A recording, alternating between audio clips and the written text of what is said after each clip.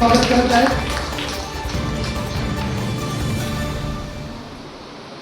स्वप्ना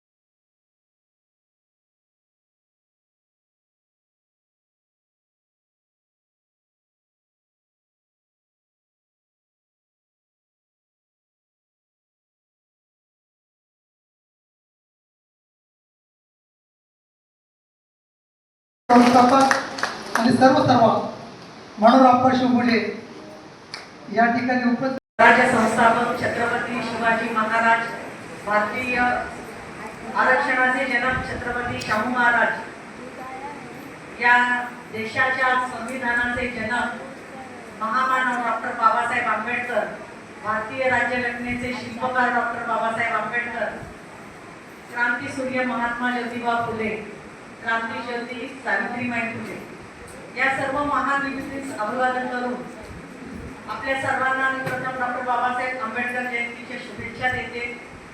हा महिना, हा जसा सण आणि उत्सव आपण साजरा करतो तसा प्रत्येक जण 14 एप्रिलची वाट पाहत असतो.